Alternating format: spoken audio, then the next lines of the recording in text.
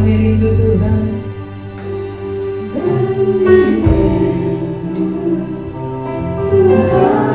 Kami kuasa-Mu,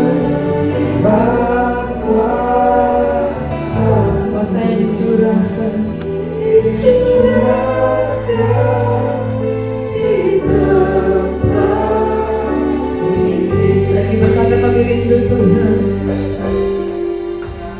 Kami rindu Tuhan, melihat kuasa dicurahkan di hidup kami.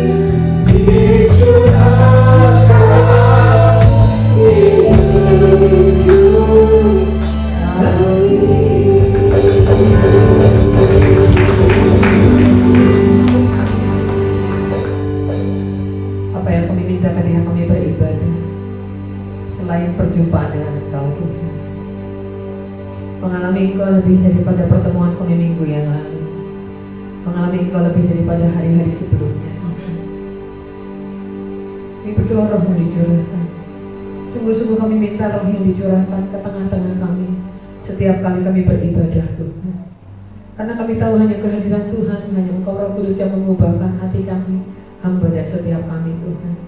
Karenanya curahkanlah Roh-Mu, curahkanlah Roh-Mu. Roh menjadi nyata bagi kami, lebih nyata daripada apapun juga urapan itu Tuhan, yang mengurapi setiap kami Tuhan. Oh Tuhan, dan sementara firman-Mu disampaikan, kami berdoa Tuhan, Roh itu bekerja atas setiap hati kami masing-masing, setiap kami. Roh itu berbicara spesifik kepada setiap kami Tuhan. Kami butuh Roh-Mu lebih daripada apapun juga Tuhan.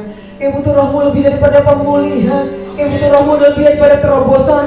Kami butuh Roh-Mu lebih daripada keuangan yang membaik. Kami butuh Roh-Mu lebih daripada apapun juga Tuhan. Kami butuh Roh Kudus-Mu menjamah, memulihkan, mengubahkan setiap kami. Roh-Mu Tuhan, Roh-Mu Tuhan, Roh-Mu Tuhan. Kami tahu kalau kami dapatkan Engkau, maka kami akan dapatkan semua yang Kau sediakan bagi setiap kami. Pemulihan, kesembuhan, terobosan, semua yang baik akan setiap kami ketika kami mendapatkan Engkau Tuhan. Terima kasih Tuhan. Oh terima kasih, di dalam nama Yesus kami doa bersyukur. Haleluya, sama-sama berkata amin, amin, amin. Sekali berikan kemuliaan bagi Tuhan. Cara-cara yang baik puji Tuhan. Silakan duduk. Terima kasih, silakan duduk. Shalom, haleluya, haleluya, shalom, shalom, haleluya, haleluya, shalom. Sekali lagi shalom, haleluya, haleluya, shalom. Puji Tuhan. Shalom semua Bapak Ibu, mari kita melihat Mazmur 128 lebih dahulu ayat 1 sampai ayat 6. Pasal ini hanya 6 ayat, mari kita lihat sama-sama. Puji Tuhan, shalom semua, shalom sekali lagi. Puji Tuhan, pasti luar biasa, pasti dahsyat, pasti ajaib. Amin, haleluya. Terus perkatakan setiap hari, Tuhan dahsyat, Tuhan ajaib, Tuhan luar biasa. Amin, haleluya. Pasti itu yang terjadi bagi setiap kita. Nyanyian ziarah. Berbahagialah setiap orang yang takut akan Tuhan, yang hidup menurut jalan yang ditunjukkan. Ayat 2 silakan.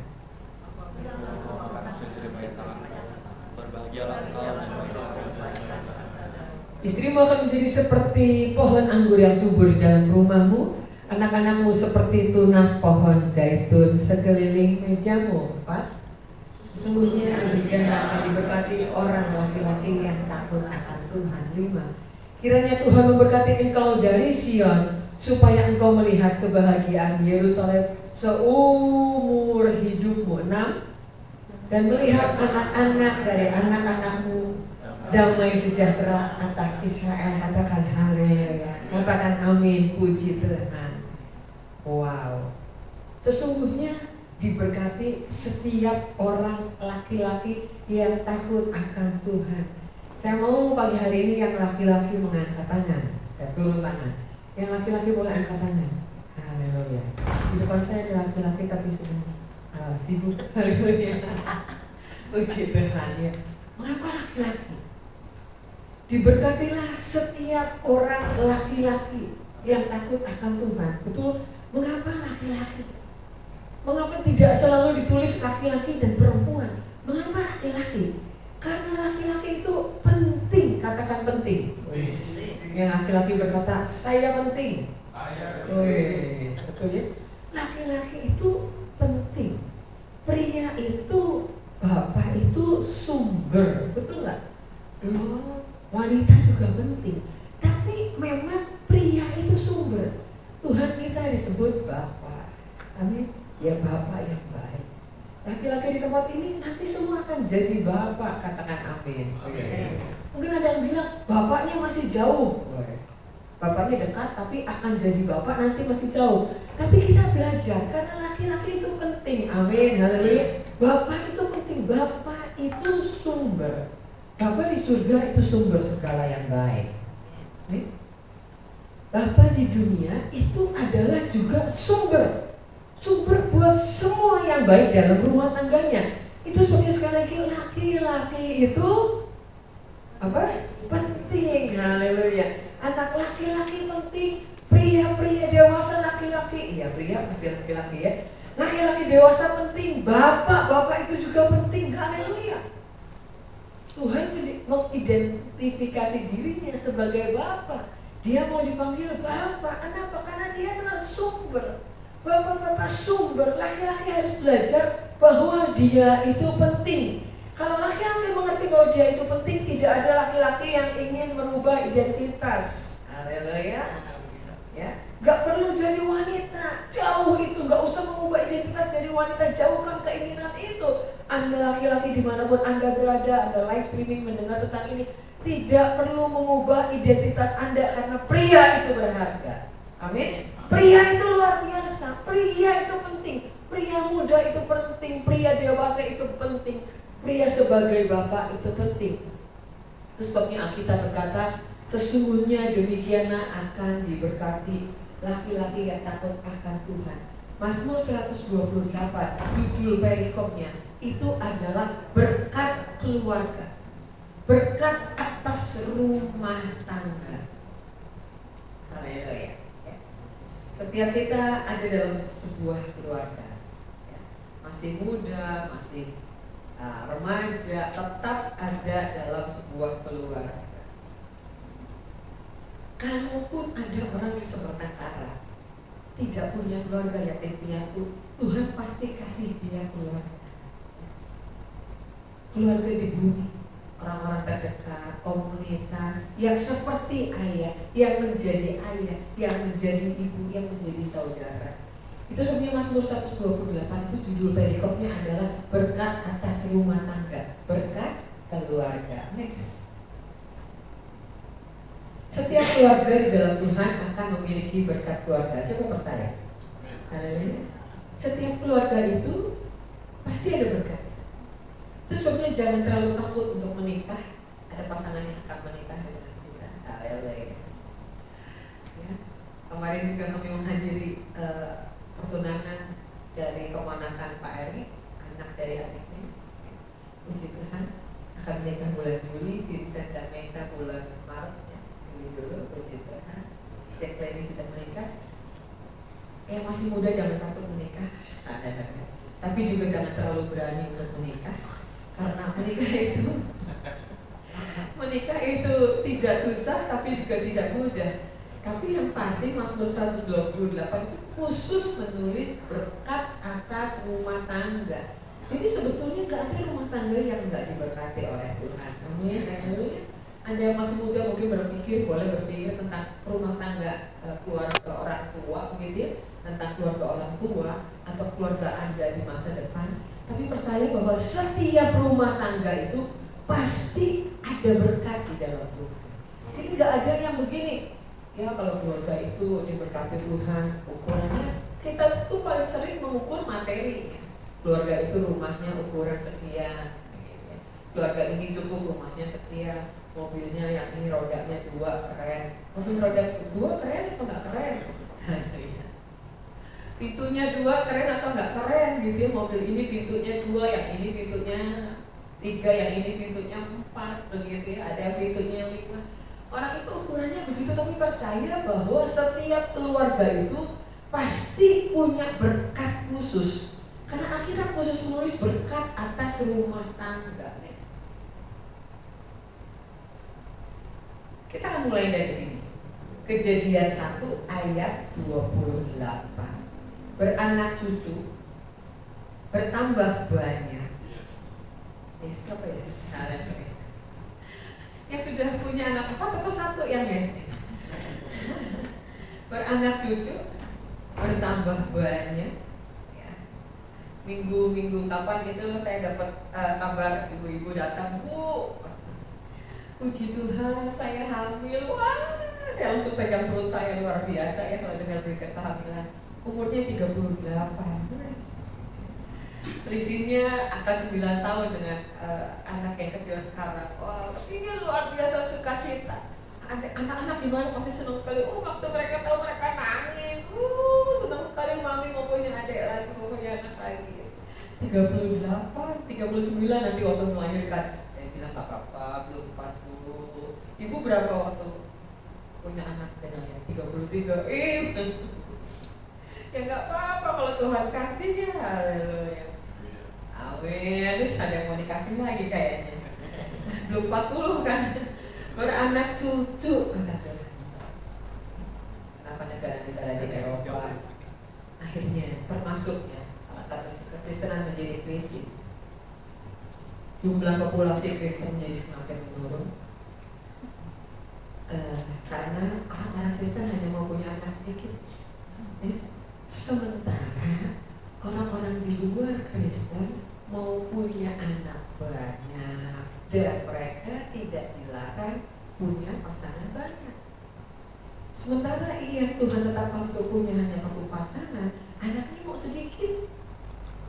4 jarang, 3 adalah begitu, 2 rata-rata, 1 ada begitu ya. Kalau Anda mau banyak tapi cuma dikasih 1 ya puji Tuhan. Tapi kalau Anda mau banyak dan dikasih banyak, gimana prinsip mereka?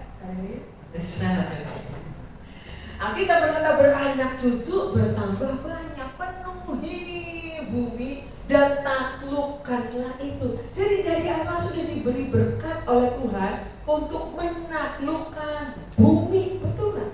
Loh, kita tinggal di bumi, Anda tinggal di bumi, Anda menapak di bumi. Dan saya masih percaya bahwa bumi itu adalah tempat yang memang ditetapkan Tuhan untuk ditempati. Sekalipun ada planet lain disurvei untuk ditempati, tapi sebetulnya bumi itu cukup luas untuk ditempati. Masih banyak daerah yang di bumi untuk ditempati, begitu ya. Beranak cuculah bertambah banyak, firman Tuhan berkata penuhi bumi dan taklukkan itu. Itu adalah berkat dari Tuhan untuk menaklukkan bumi. Berkuasalah atas ikan-ikan di laut, atas burung-burung di udara, dan ayatnya menulis dan atas seisinya, seisi bumi. Itu adalah berkat utama. Berkat yang pertama itu katakan kepada keluarga, karena kita lihat di slide selanjutnya dikatakan beranak cucu, itu berarti berkat diberikan kepada keluarga.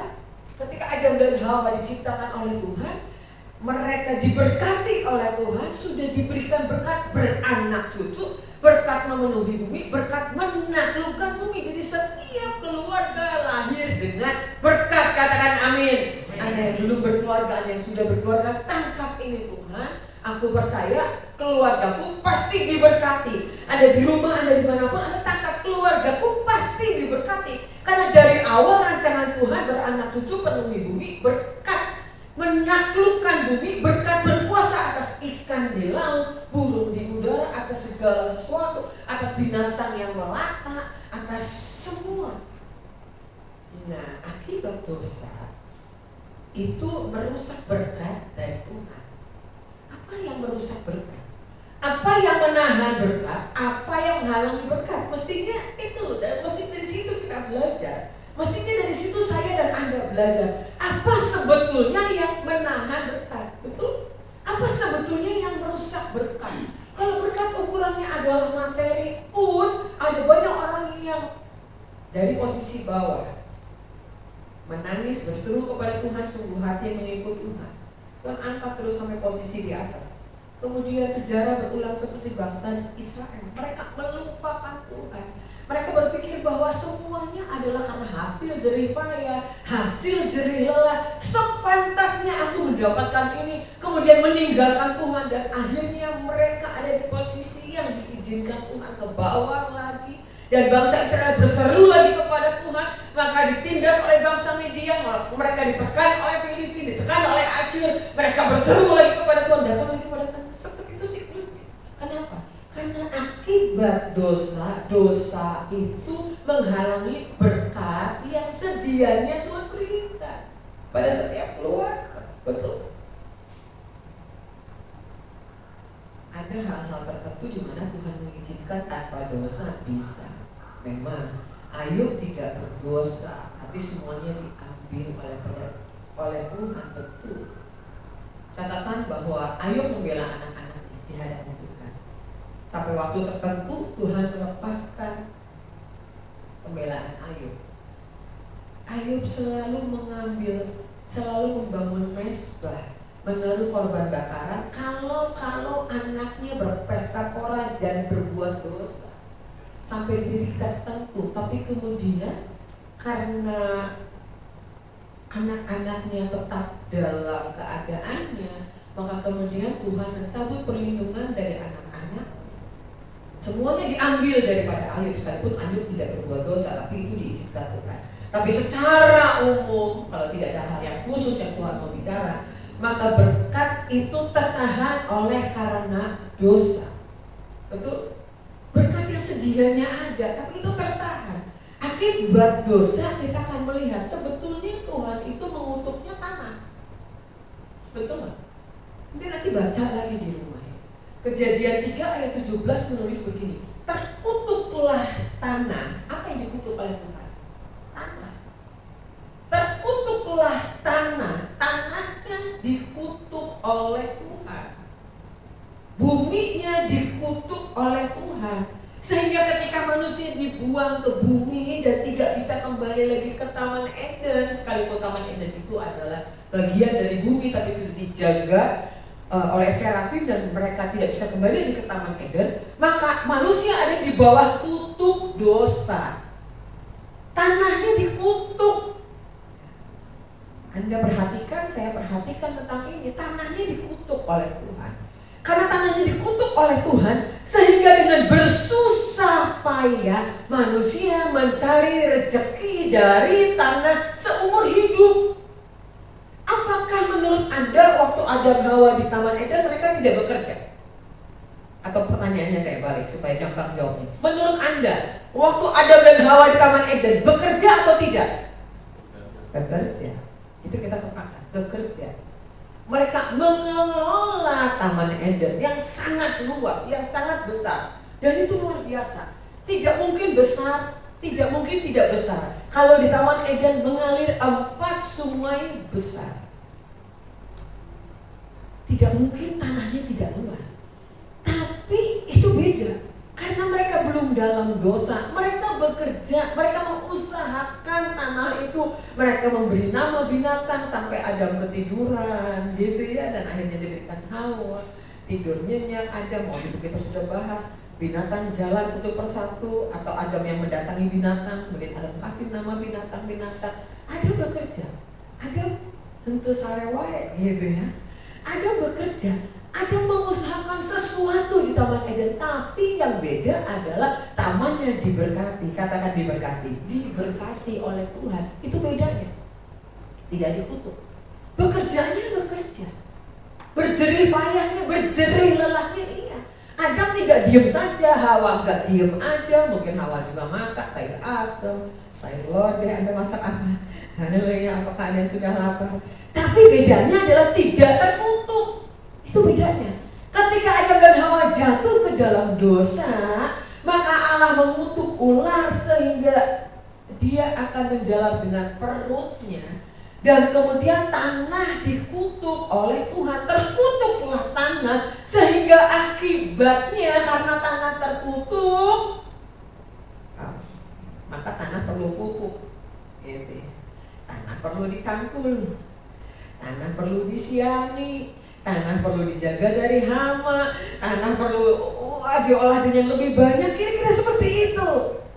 Beda dengan di Taman Eden, tumbuh subur dan wow, segala jenis tumbuhan ada. Segala jenis tumbuhan ada, kenapa manusia mencari pohon yang dilarang oleh Tuhan? Itulah tanah sehingga dengan bersusah payah manusia cari rezeki dari tanah seumur hidup. Wow, kayaknya ngerjain ini hasilnya sedikit, ngerjain ini hasilnya sedikit, ngerjain ini hasilnya sedikit. Ya udah nggak usah ngerjain apa-apa, nggak juga gini. Ya udahlah, kalau kerja dengan tidur hasilnya hampir sama, mending tidur aja. Bukan juga. Kalau kita tidur aja tidak ada jalan berkat daripada Tuhan untuk Tuhan curahkan. Katakan amin, haleluya. Manusia berpeluh, ini masih ayat 19 ya. Dikatakan di situ manusia berpeluh mencari makanan sampai kembali lagi menjadi tanah. Ada orang yang berpeluh terus sampai kembali lagi menjadi tanah, masih terus berjuang dan gak enak perjuangannya. Kerja itu gak selalu harus enak, tapi beda dengan bekerja di bawah kutuk. Bekerja dengan berkat Tuhan itu beda sekali lagi dengan bekerja di bawah kutuk. Saya mau setiap Anda di rumah dimanapun juga dan kita semua di tempat ini, kita dibebaskan dari setiap kutuk. Katakan amin. Kutuk sakit bersalin. Kejadian 3 ayat 16. Yang wanita boleh baca 2-3. Susah payahmu waktu mengandung akan kubuat sangat banyak. Dengan kesakitan engkau akan melahirkan anakmu.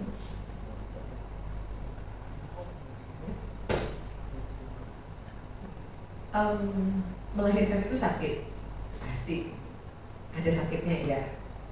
Karena bayi sebesar itu keluar dari rahim itu pasti sakit. Tapi yang namanya kutuk, jadi Anda jangan bayangkan kalau nggak ada kutuk itu lahir kayak Anda lewat jalan tol yang sangat mulus, jalan tol aja ada kutuk-kutuknya gitu ya. Yang sangat mulus kemudian nggak kerasa gitu ya, lahir sendiri malah bahaya dong. Anda ibu-ibu kalau lahiran itu nggak kerasa sampai lahir sendiri bahaya, tanya ya ibu-ibu gitu ya, malah bahaya dong. Gimana rasanya nggak pengen lahiran, nggak mulus kemudian lahir aja di mana-mana, bisa lahir di gereja, bisa lahir di mobil, bisa lahir, waduh, di kendaraan umum kan gawat juga. Melahirkan itu sakit, tapi kutuk sakit melahirkan tuh ini, susah payah waktu mengandung itu sangat banyak gitu. Hamil itu payah banget gitu. Sampai bilangnya nggak mau hamil lagi, nanti hamil lagi. Bilang sakit banget, nanti nggak mau lahiran lagi, nanti lahiran lagi. Ini namanya kutuk, gitu ya. Kutuk sakit bersalin itu sesuatu yang sangat sakit banget, sampai repot banget tuh gereja susah, tidur susah, makan susah, miring susah, bangun susah, duduk susah, susah payah yang sangat banyak.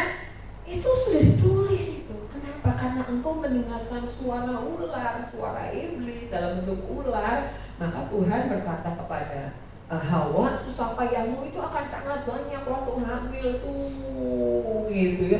Dengan kesakitan engkau akan melahirkan anakmu, tapi engkau akan melahirkan lagi, Dosa mengakibatkan kutuk. Pembebasan atas dosa, pemulihan atas dosa, itu yang akan menghadirkan berkat. Katakan amin. Amin. Jadi kita harus mengerti poin ini. Dosa itu melahirkan kutuk. Tuhan tidak memberikan kutuk, apalagi di zaman perjanjian baru. Tapi masalahnya iblis itu tahu lah. Jadi kalau orang tidak sungguh-sungguh ikut Tuhan, maka iblislah yang memberikan kesengsaraan, kemiskinan, kesusahan, kesakitan, dan Tuhan mengizinkan itu supaya orang datang berbalik kepada Tuhan. Katakan amin. Menyelesaikan dosa-dosanya dan berseru minta pemulihan daripada Tuhan. Dan ketika Anda ada di atas, bagaimana caranya supaya Anda tidak kembali lagi ke bawah? Caranya adalah tetap hidup dalam jalan-jalan berkat Tuhan. Katakan amin. Haleluya. Menanggulangi dosa, menanggulangi kelemahan. Ada orang berkata, aku memang kayak gini, aku gak bisa lepas, aku berjuang, aku gak bisa lepas. Oh, kurang berjuang, datang sama Tuhan, kurang mendisiplin diri. Sudah dilayani kelepasan, gak cukup kalau tidak mendisiplin diri. Karena urusannya gak dengan setan. Kalau urusan dengan setan gampang sebetulnya. Anda diikat oleh kuasa kegelapan. Betul, Anda dilayani. Roh jahat pergi keluar demi nama Yesus Kristus. Tapi iblis tahu yang sulit itu adalah bukan melawan iblis. Darah Yesus cukup melawan iblis. Yang sulit itu adalah melawan daging. Katakan daging. Iblis itu tahu. Yang susah itu melawan daging, keinginan. Terus ini Alkitab berkata begini, jangan turuti hawa nafsu yang menguasai kamu pada waktu kebodohan. Jangan menuruti hawa nafsu yang menguasai kamu pada waktu kebodohanmu. Katakan kebodohan. Setiap kita punya kebodohan. Jangan ikuti itu. Bodoh banget ya. Gitu ya. Nyesel itu di akhir, tapi masih bagus daripada gak ada nyeselnya. Gitu ya. Kalau di awal namanya daftar. Nyesel itu di akhir, penyesalan di akhir. Di awal pendaftaran, penyesalan itu di akhir. Bagus kalau menyesal dan kemudian tidak mengulangi lagi. Setiap kita punya waktu-waktu di mana kita bodoh banget ya. Hamba Tuhan juga punya waktu di mana dia bodoh banget. Misal selesai pelayanan, saya berapa kali membagikan ini karena saya mau mengingatkan para hamba-hamba Tuhan, orang yang melayani Tuhan. Selesai pelayanan itu jujur capek. Ada urapan yang keluar, mungkin bukan capek fisik, mungkin juga capek fisik atau dua-duanya. Tapi ada sesuatu yang membuat kita pengen leyeh-leyeh, pengen istirahat, merasa bahwa semuanya sudah selesai. Wah, apalagi kalau baru membuat KKR dengan persiapan yang panjang, yang capek. Kita akan masuk doa puasa 40 hari, katakan haleluya. Akhirnya tiba juga. Kalau Anda selama ini berlatih puasa itu tidak akan berat. Tapi kalau Anda selama ini belum berpuasa nggak apa-apa, langsung aja terjun. Puasa kita nggak berat kok, nanti akan dijelaskan ya. Mulainya Rabu ini, selesainya nanti waktu Lebaran, saudara sepupu kita. Jadi kita selalu mulai lebih dulu, keren kan? Kita selalu mulai lebih dahulu dan selesainya sama. Jadi Anda boleh bersilaturahmi kalau masih ada keluarga juga. Saudara-saudara sepupu, Kendar, Nembayan, Anda boleh bersilaturahmi begitu ya, makan ketupat boleh. Jadi kita mulainya di awal supaya selesainya bisa sama-sama. 40 hari mulai hari Rabu. Kembali ke sini. Susah payahmu waktu mengandung. Ngidam itu bagian dari wanita hamil. Tapi saya percaya kalau kita dikuasai Roh Tuhan, maka kita nggak akan terlalu ngidam yang aneh-aneh, kepala maling gitu, nyolong mangga di pohon orang, gitu ya. Nanti suaminya stres, haleluya. Pengen makan makanan yang diambil di puncak gunung, aduh, haleluya. Next, itu adalah begitu. Mazmur 128 ayat 1, ini baru kembali ke ayatnya. Berbahagialah setiap orang yang takut akan Tuhan. Berbahagia itu selalu diterjemahkan dalam bless, diberkati. Bahagia, diberkatilah ya. Diberkatilah setiap orang yang takut akan Tuhan, yang hidup menurut jalan yang ditunjukkan Tuhan. Jangan menganggap remeh kata takut akan Tuhan. Haleluya. Amin. Jangan anggap remeh. Anda pria muda, Anda pria dewasa, Anda bapak-bapak, Anda ibu-ibu, Anda anak-anak gadis, jangan menganggap remeh frasa takut akan Tuhan. Karena itu luar biasa, itu kunci. Takut akan Tuhan. Takut akan Tuhan. Orang yang takut akan Tuhan itu dia nggak perlu dijagai sebetulnya. Sekalipun tetap orang tua menjaga anak-anak. Kalau anak-anak yang takut akan Tuhan itu sebetulnya cukup dengan penjagaan Tuhan, karena dia tahu Tuhan menjaga siang dan malam. Bukan karena takut kutuk, tapi memang keluar dari jalan berkat Tuhan. Kalau tidak takut akan Tuhan, itu sih prinsipnya. Berbahagia setiap orang yang takut akan Tuhan. Takut kita bukan akan manusia saja, takut ketahuan orang tua. Itu adalah perasaan yang Anda ada di hati anak-anak, takut akan orang tua. Bahkan sampai saya menikah pun, saya masih tetap takut kepada papi saya, misal begitu ya. Bukan karena papi saya tegas, tapi gimana ya, ada perasaan tetap aja takutlah begitu ya. Tetap ada perasaan takut, karena mungkin ya itu dipupuk dari kecil begitu ya. Jadi takut kalau ada sesuatu yang salah misal begitu ya. Takut akan Tuhan itu lebih daripada itu. Setiap kali kita melangkah dan kita takut akan Tuhan. Grup-grup reunian begitu ya. Saya di-invite grup baru. Sudah ada grup alumni persekutuan SMA Bandung. Setelah itu kemarin ada saja yang menemukan nomor saya, persekutuan alumni persekutuan Fakultas Pertanian Unpad dari tahun kapan itu gitu, tahun 80 sampai 90.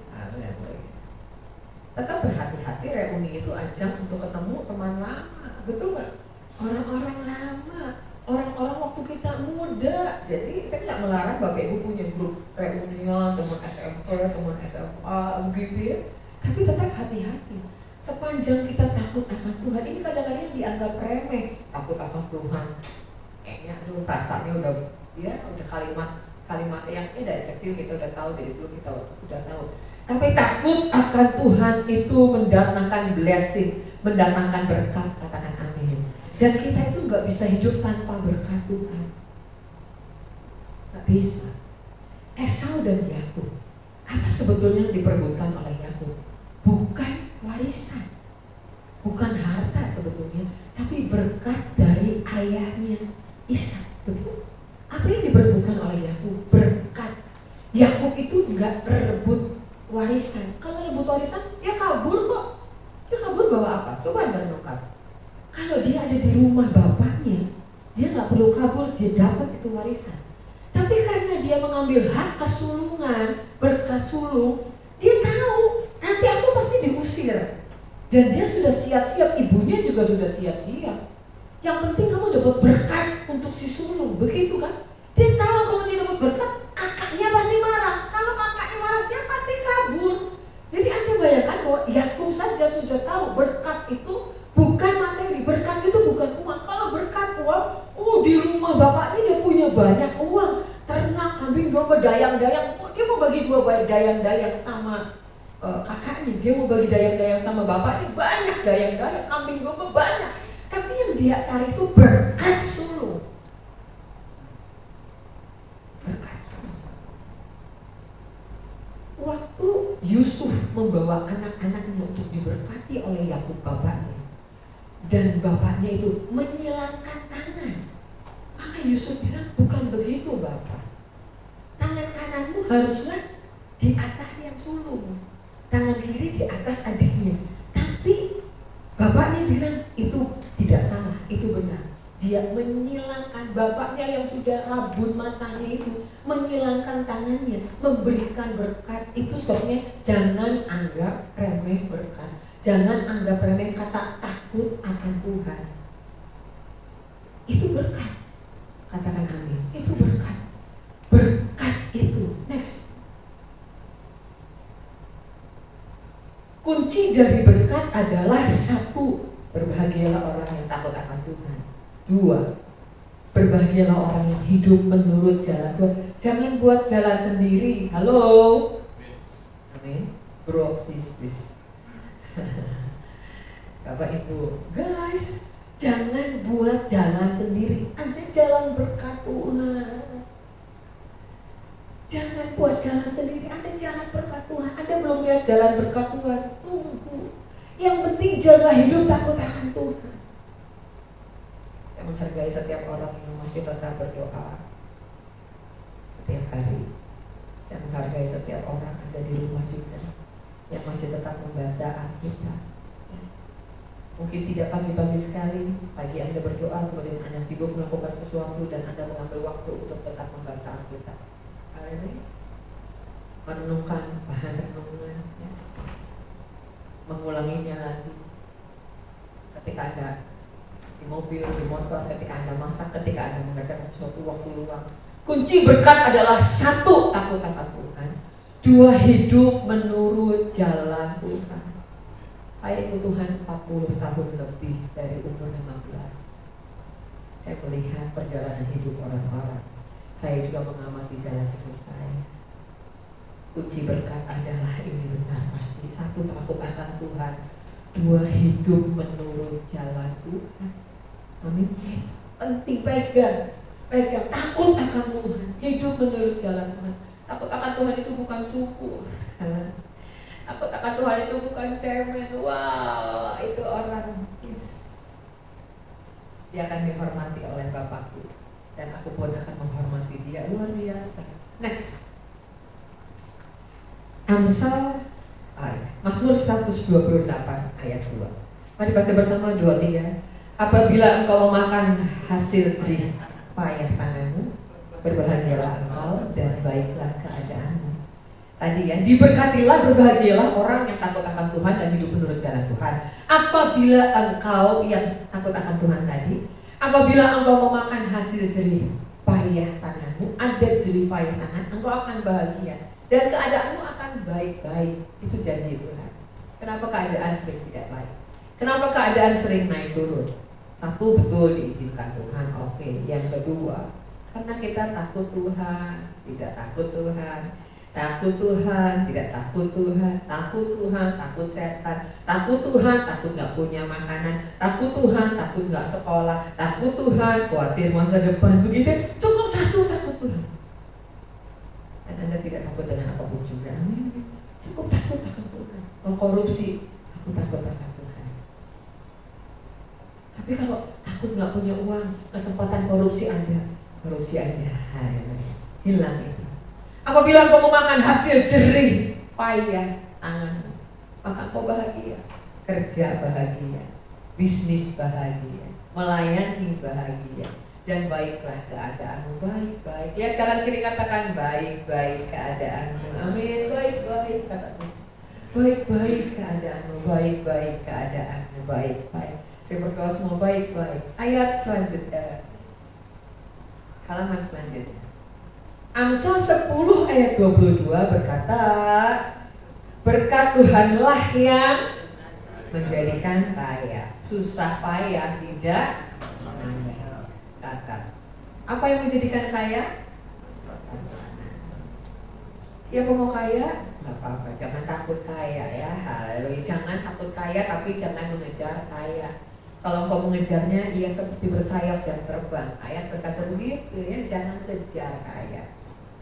Tapi jangan alergi dengan kaya. Amin, haleluya. Berkat Tuhan yang menjadikan kaya, susah payah tidak menambahinya. Bukan berarti tidak berjerih lelah, karena ayat tadi katakan jerih lelah tanganmu, tetap ada jerih lelah, jerih payah.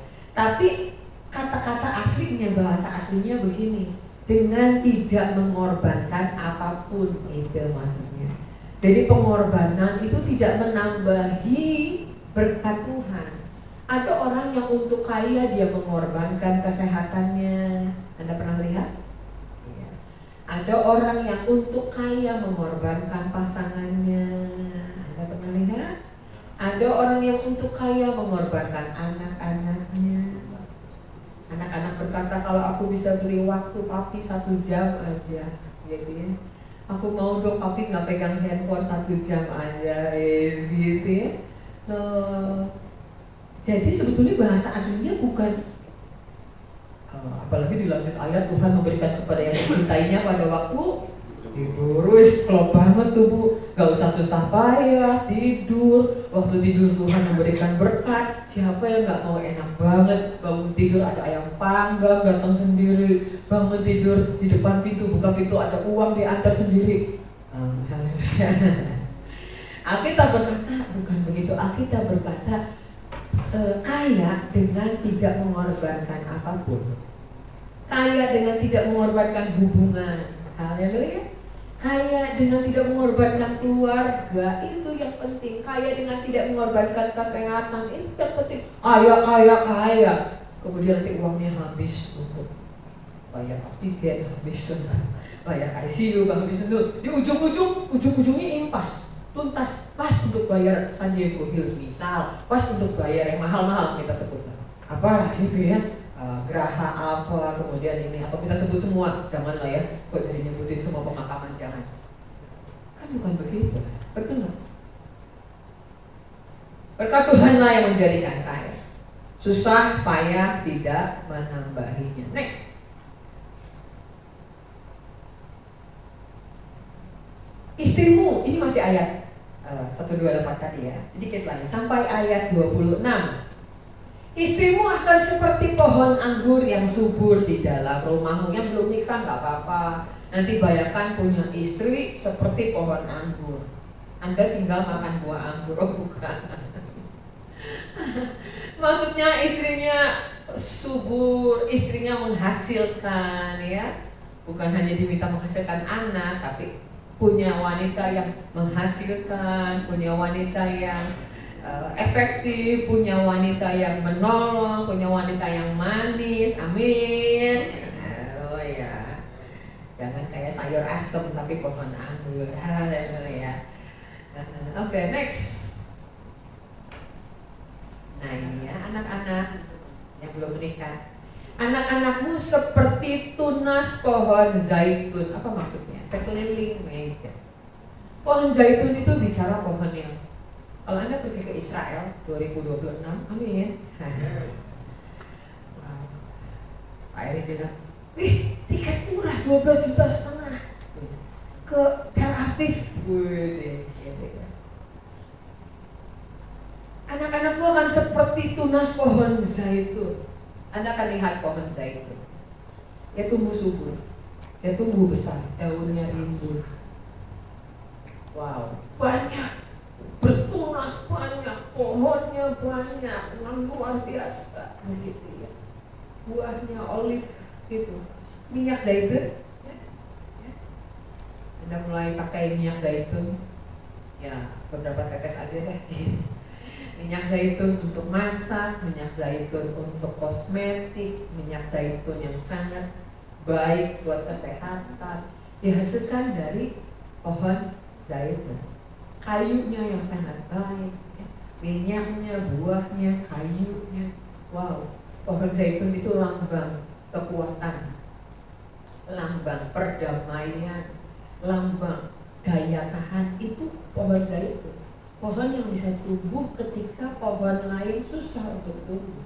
Pohon yang bisa berbuah begitu ya, itu luar biasa. Saya pohon kurma, pohon zaitun itu disebut-sebut sebagai pohon yang tunasnya juga banyak. Dan Alkitab berkata, orang yang takut akan Tuhan, itu istrinya akan tumbuh subur, anak-anaknya akan seperti tunas. Mereka masih tunas, anak-anak masih tunas. Tapi tunasnya bukan tunas pohon toge, tunasnya bukan tunas pohon kecil yang hancur sebentar, tapi tunasnya adalah tunas pohon zaitun. Mereka masih tunas, betul, tapi tunas yang punya masa depan, katakan amin. Tunas yang akan tumbuh besar, luar biasa. Wow, tunas yang kokoh, tunas yang akan tumbuh menjadi pohon yang punya daya juang. Anak-anak yang tidak cengeng, anak-anak yang kuat, anak-anak yang tidak berkata, ya habis teman-temanku begitu semua. Tapi anak-anak yang kuat, anak-anak yang kokoh, itu dihasilkan, dimulai dari diberkatilah orang yang takut akan Tuhan, yang hidup menurut jalan Tuhan. Katakan amin. Anak-anakmu seperti tunas pohon zaitun sekeliling meja. Sekeliling meja itu melambangkan kedekatan. Ada waktu. Orang bicara kualitas, tapi kuantitas juga perlu. Haleluya. Walaupun jarak terpisah jauh karena kuliah seperti teman-teman semua ya, kerja jauh, tapi tetap ada waktu-waktu yang berkualitas, tetap ada waktu itu yang berkuantitas juga, tetap ada hubungan. Tidak selalu duduk sama di meja makan, mungkin ya. Time-nya yang berbeda, waktunya yang tidak sama, waktu makan tidak sama, waktu pulang kuliah, waktu pulang sekolah yang tidak sama. Tapi ini lambang daripada kedekatan. Anak-anakmu, anak-anak dari orang yang takut akan Tuhan, istrinya akan tumbuh subur, anak-anaknya akan seperti tunas pohon zaitun. Next, di sekeliling meja. Mari baca bersama-sama 2, 2, 3. Sesungguhnya demikianlah akan diberkati orang laki-laki yang takut akan Tuhan. Laki-laki saya minta ulang dengan ini, takut akan Tuhan, takut akan Tuhan, takut akan Tuhan. Jangan takut akan teman-teman, takut akan Tuhan. Teman-teman paksa ngerokok, takut akan Tuhan. Amin. Teman-teman paksa minum, takut akan Tuhan. Teman-teman paksa ini itu, takut akan Tuhan. Jangan takut sama teman-teman. Kalau anak-anak muda takut akan Tuhan, lihat nanti bagaimana teman-teman menghormati Anda. Gak percaya, lihat, buktikan. Kalau engkau takut akan Tuhan, ada wibawa ilahi. Sekalipun engkau masih kecil, engkau masih muda, gak apa-apa. Jangan ada orang yang menganggap engkau rendah karena engkau muda. Kata firman Tuhan kan begitu, betul gak? Jadilah teladan. Ketika engkau menjadi teladan, ketika engkau takut akan Tuhan, orang akan lihat kok. Pasti orang akan lihat. Ada sesuatu yang beda. Masa Tuhan tidak sanggup menjaga Anda? Kalau nggak ikut geng di sekolah, kalau nggak ikut geng motor, kalau nggak ikut apa lagi, begini. Lah diberkatilah laki-laki yang takut akan Tuhan. Kok Alkitab berkata, diberkatilah, sesungguhnya demikian akan diberkati orang laki-laki yang, sekali lagi, takut akan Tuhan. Takut akan Tuhan. Orang yang takut akan Tuhan adalah orang yang menjaga integritas. Dimanapun, ditempatkan dimanapun, Anda ditaruh di hutan, Anda ditaruh di mining, di pertambangan, Anda ditaruh di tengah sungai, ya. Anda ditaruh dimanapun, ada Tuhan. Diberkati laki-laki yang takut akan Tuhan. Next. Takut akan Tuhan pasti diberkati. Next. Kiranya Tuhan memberkati engkau dari Sion, supaya kau melihat kebahagiaan Yerusalem seumur hidup. Siapa yang seumur hidup bahagia? Angkat tangan. Angkat tangan. Angkat tangan. Amin. Tuhan melihat tangan-tangan yang terangkat. Bahagia Anda seumur hidup. Amin. Haleluya. Kiranya Tuhan memberkati engkau dari Sion. Saya sudah sampaikan kenapa dari Sion. Karena Sion itu adalah gunung, bukit, tempat di mana Yerusalem itu dibangun. Sekali lagi, Sion itu adalah gunung atau bukit yang tinggi, Bukit Sion, Gunung Sion, tempat di mana di Yerusalem itu dibangun. Dan di Yerusalem itu terletak tabut perjanjian Tuhan. Jadi Sion itu adalah lambang kehadiran Tuhan. Itu sebabnya kiranya Tuhan memberkati engkau dari tempat kediamannya, dari tempat kehadirannya, dari surga tahtanya yang mulia. Tuhan akan menurunkan berkatnya. Amin. Tuhan akan memerintahkan berkat-berkatnya turun kepada setiap Anda, supaya engkau melihat kebahagiaan Yerusalem seumur hidup. Bahagia itu bukan hanya materi. Bahagia sakit-sakit. Banyak uang sakit-sakitan, bahagia enggak? Banyak uang berantem terus, bahagia enggak? Sehat, nggak punya uang, bahagia enggak? Susah juga ya. Sehat berantem terus, bahagia enggak? Itu gampang jawabnya ya. Betul enggak? Loh, bahagia itu kan artinya diberkati dalam segala hal, betul enggak? Sehat, kemudian damai sejahtera, hubungan baik, semua cukup. Nggak kaya raya sih, tapi pas perlu mobil, ada mobil. Itu kan online banyak Anda pesan kan, ganti-ganti, haleluya. Jadi nggak usah wis bahagia nanti kalau punya mobil pribadi bayar PKB. Ya puji Tuhan lah, itu kan bayar STNK setiap tahun. Ya puji Tuhan kalau Tuhan udah kasih. Tapi bahagia itu artinya dalam segala hal. Kau melihat kebahagiaan Yerusalem seumur hidupmu. Anak-anak mau sekolah ada, anak-anak mau kuliah ada, haleluya. Itu termasuk Tuhan memberkati dari Sion seumur hidup. Amin. Nah, yang terakhir, dan melihat apa? Anak-anak dari anak-anakmu damai sejahtera atas Israel. Wow, orang yang takut Tuhan akan melihat anak-anak dari anak-anakmu. panjang umur, bahagia, diberkati. Katakan amin. Aku terima, aku diberkati. Sekali lagi, aku terima, aku diberkati. Aku terima, aku diberkati. Family restoration, aku terima, aku diberkati. Great harvest, aku terima, aku diberkati. Amin. Para pemusik, memuji boleh maju ke depan. Melihat anak-anak dari anak-anak. Pegang siang hari ini, takut akan Tuhan, takut akan Tuhan, takut akan Tuhan, takut akan Tuhan. Pergaulan yang begitu menyeramkan. Betul?